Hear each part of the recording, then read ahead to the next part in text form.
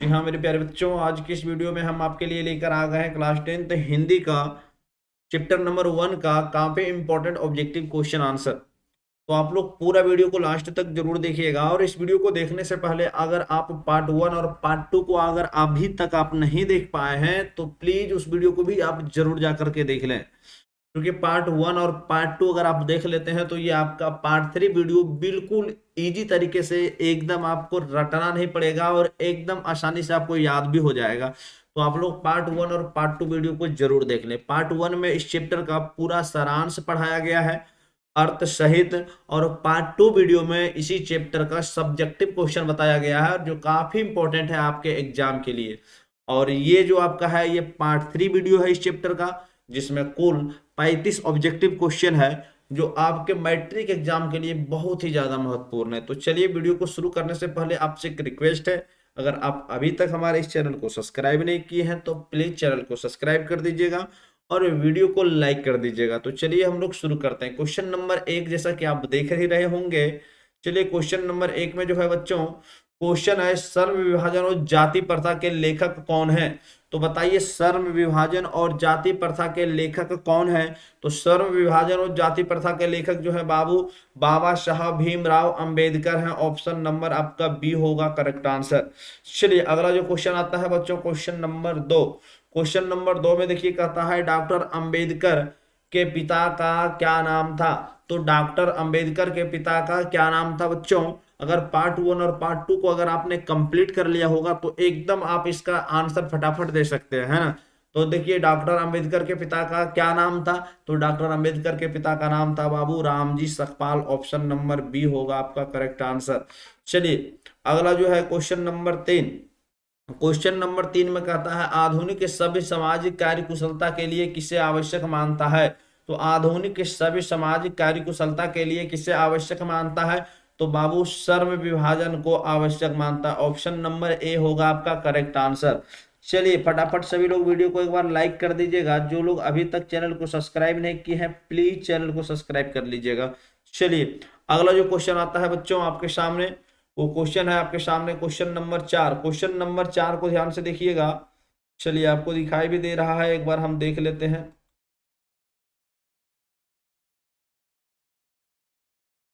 चलिए बहुत बढ़िया।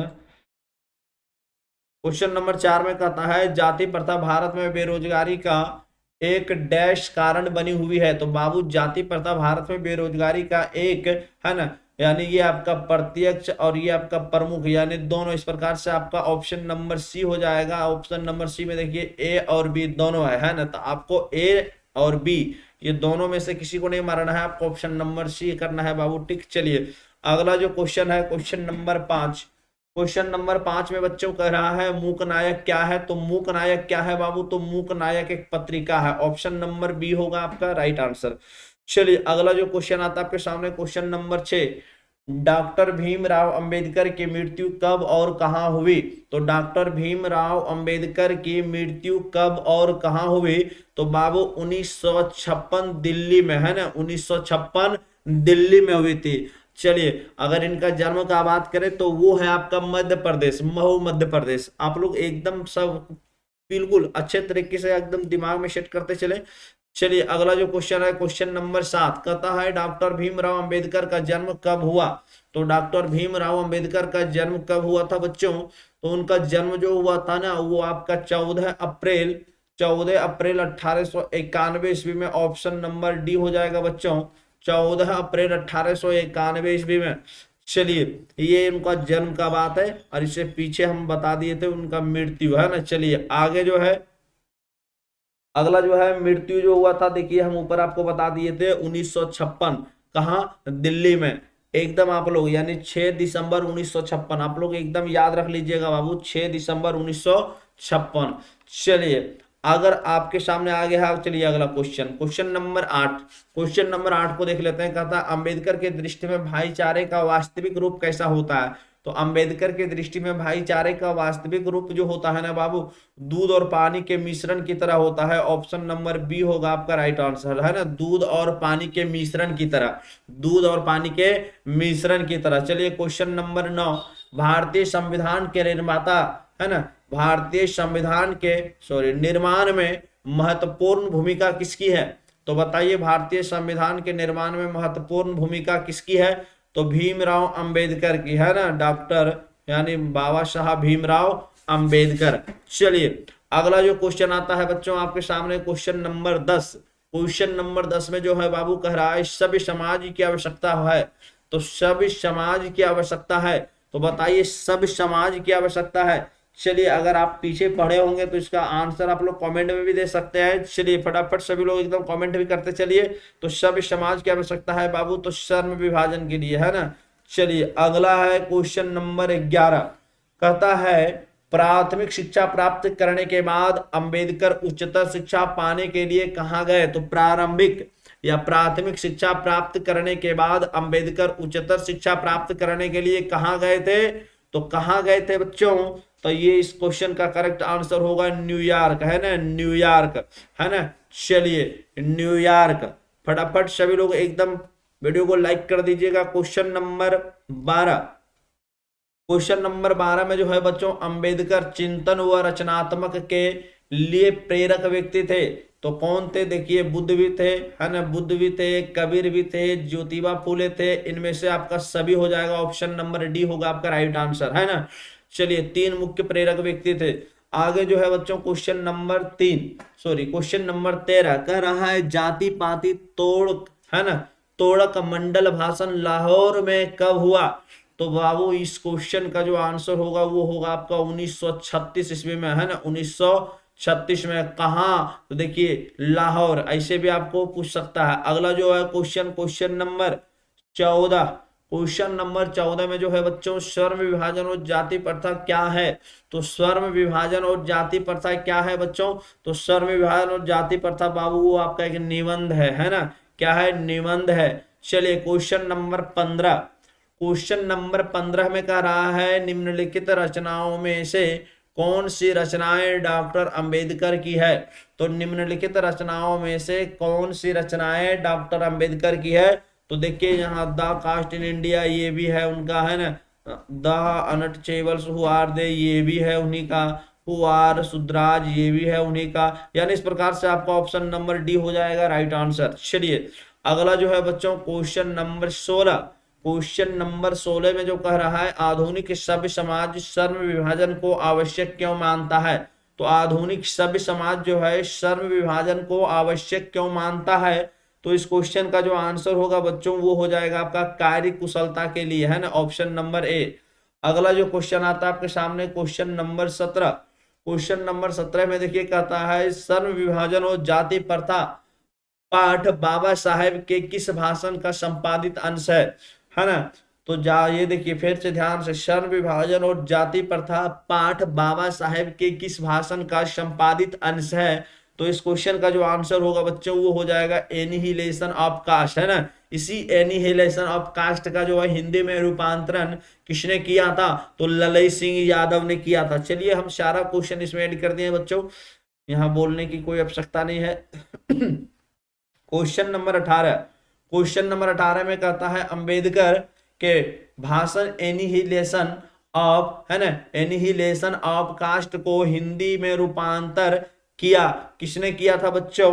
ललई सिंह यादव, है ना, ललई सिंह यादव। काफी इंपॉर्टेंट क्वेश्चन है। आप लोग फटाफट एक बार वीडियो को लाइक करके सभी लोग एकदम चैनल को सब्सक्राइब जरूर कर लीजिएगा और वीडियो को अपने सभी दोस्तों के साथ शेयर कर दीजिएगा। चलिए क्वेश्चन नंबर 19, क्वेश्चन नंबर 19 में जो है बच्चों क्वेश्चन है अंबेडकर का जन्म किस परिवार में हुआ था? तो अंबेडकर का जन्म किस परिवार में हुआ था बच्चों? तो अंबेडकर का जन्म जो हुआ था किस परिवार में हुआ था?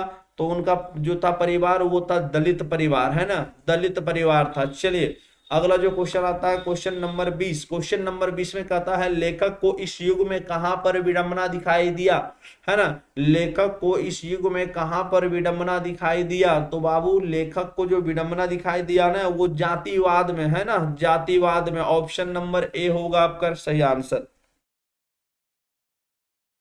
क्वेश्चन नंबर 21 में कह रहा है बच्चों डॉक्टर अंबेडकर के माता का नाम क्या था? तो डॉक्टर अंबेडकर के माता का नाम क्या था बच्चों? तो डॉक्टर अंबेडकर के माता का नाम था भीमाबाई। ऑप्शन नंबर डी होगा आपका सही आंसर। चलिए अगला जो क्वेश्चन आता है आपके सामने, क्वेश्चन नंबर 22। क्वेश्चन नंबर 22 में बच्चों कह रहा है डॉक्टर डॉक्टर अंबेडकर ने पीएचडी की उपाधि कब धारण की, है ना? डॉक्टर अंबेडकर ने पीएचडी की उपाधि कब धारण की? तो बाबू कब धारण की? तो 1900, है ना, 16 ईस्वी में, 1916 ईस्वी में, 1916 ईस्वी में। चलिए ये हो जाएगा आपका ऑप्शन नंबर सी। चलिए अगला जो है बाबू क्वेश्चन नंबर 23। क्वेश्चन नंबर 23 में कह रहा है बच्चों लेखक की दृष्टि में विडंबना की बात क्या है? तो लेखक की दृष्टि में विडंबना की बात क्या है? तो बाबू जातिवाद के पोषकों की कमी नहीं, है ना? ऑप्शन नंबर ए होगा आपका सही आंसर, है ना? जातिवाद के पोषकों की कमी नहीं। चलिए क्वेश्चन नंबर 24 बच्चों लेखक की दृष्टि में आदर्श समाज कैसा होना चाहिए? लेखक की दृष्टि में आदर्श समाज कैसा होना चाहिए? तो बाबू कैसा होना चाहिए? जिसमें स्वतंत्रता, है ना, जिसमें स्वतंत्रता, समता और भ्रातृत्व का भाव हो। ऑप्शन नंबर ए होगा बच्चों आपका सही जवाब। चलिए अगला जो क्वेश्चन है क्वेश्चन नंबर 25। क्वेश्चन नंबर 25 में बच्चों लेखक बेरोजगारी का प्रमुख और प्रत्यक्ष कारण किसे मानते हैं? तो लेखक बेरोजगारी का प्रमुख और प्रत्यक्ष कारण किसे मानते हैं? तो किसे मानते हैं बच्चों? जाति प्रथा को, है ना, जाति प्रथा को। ऑप्शन नंबर सी होगा आपका सही आंसर। चलिए अगला जो क्वेश्चन है क्वेश्चन नंबर 26। क्वेश्चन नंबर 26 में जो है बच्चों कह रहा है the caste in India their mechanism किनकी रचना है? तो किनकी रचना है बच्चों? ये Bhimrao Ambedkar. Option number A होगा आपका सही आंसर। चलिए अगला जो क्वेश्चन आता है आपके सामने क्वेश्चन नंबर 27। आर्थिक पहलू से भी जाति प्रथा है ना? आर्थिक पहलू से भी जाति प्रथा डैश है, तो क्या है बच्चों? हानिकारक, है ना? आर्थिक पहलू से भी जाति प्रथा क्या है? हानिकारक है। चलिए अगला जो क्वेश्चन आता है आपके सामने क्वेश्चन नंबर 28। क्वेश्चन नंबर 28 में देखिए क्या कह रहा है, एक बार हम फिर से देख लें। चलिए बिल्कुल आपको एकदम क्लियर दिखाई दे रहा होगा। चलिए डॉक्टर भीमराव अंबेडकर का जन्म कहाँ हुआ? तो डॉक्टर भीमराव अंबेडकर का जन्म कहाँ हुआ था बच्चों? तो देखिए महू मध्य प्रदेश, है ना? ऑप्शन नंबर ए हो जाएगा महू मध्य प्रदेश। आप लोग एकदम याद रख लीजिएगा। चलिए और कब हुआ था? तो 14 अप्रैल 1891 ईस्वी में, है ना? चलिए ये सब काफी इंपॉर्टेंट है बाबू। और किस परिवार में हुआ था? तो दलित परिवार में। सारा पीछे पड़ा हुआ क्वेश्चन है, बहुत ज्यादा इंपॉर्टेंट है ना। उनका मृत्यु कब और कहाँ? तो 1956 में, है ना, 1956 में हुई थी। और कहाँ? तो दिल्ली में। सारा इंपॉर्टेंट क्वेश्चन है बच्चों। चलिए अगला जो क्वेश्चन आता है आपके सामने क्वेश्चन नंबर 29। डॉक्टर अंबेडकर ने किस पत्रिका का संपादन किया? तो डॉक्टर अंबेडकर ने किस पत्रिका का संपादन किया बच्चों? तो बहिष्कृत भारत। ऑप्शन नंबर सी होगा आपका सही आंसर। चलिए अगला जो क्वेश्चन आता है आपके सामने क्वेश्चन नंबर 30। क्वेश्चन नंबर 30 में देखिए क्या कह रहा है बच्चों। भारतीय संविधान का निर्माता के रूप में हम किन्हें जानते हैं? तो भारतीय संविधान का निर्माता के रूप में हम किन्हें जानते हैं? तो भीमराव अंबेडकर को, है ना, जिन्हें हम लोग बोलते हैं बाबा साहब भीमराव अंबेडकर। चलिए संविधान का जनक किन्हें कहा जाता है? तो वो भी बाबा साहब भीमराव अंबेडकर। आप लोग याद रखिएगा। चलिए अगला जो क्वेश्चन आ रहा है बच्चों क्वेश्चन नंबर 31। क्वेश्चन नंबर 31 में देखिए कह रहा है श्रम विभाजन और जाति प्रथा पाठ बाबा साहेब के किस भाषण का, है ना, किस भाषण का संपादित अंश है ना? किस भाषण का संपादित अंश है बच्चों? चलिए सभी लोग फटाफट एकदम कमेंट करके सभी लोग बताते चलिए फटाफट, है ना?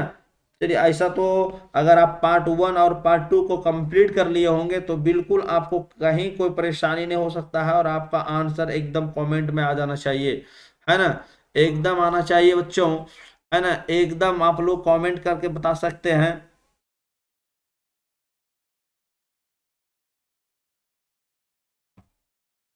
ये चलिए ऑप्शन नंबर ए। अगला जो क्वेश्चन आता है बच्चों क्वेश्चन नंबर 32। क्वेश्चन नंबर 32 में देखिए क्या कह रहा है, कहता है जाति प्रथा किस प्रकार का श्रम विभाजन है? तो जाति प्रथा किस प्रकार का श्रम विभाजन है बच्चों?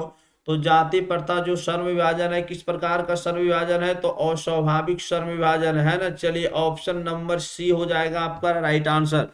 चलिए अगला जो क्वेश्चन आता है उस क्वेश्चन को हम लोग देख लेते हैं। अगला जो क्वेश्चन आता है बच्चों वो है आपके सामने, देखिए क्वेश्चन नंबर 33 कहता है डॉक्टर अंबेडकर का हिंदी के कितने खंडों में प्रकाशित हो चुकी है? तो बताइए, वो 21 खंडों में है ना, 21 खंडों में। ऑप्शन नंबर डी होगा।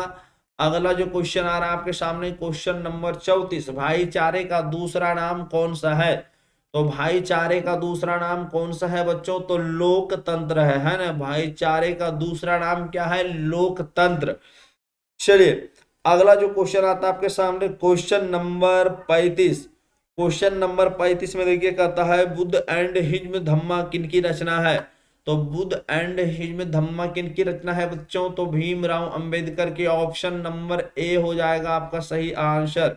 चलिए इस प्रकार से इस वीडियो में हम लोग कुल 35 क्वेश्चन को कंप्लीट किए हैं।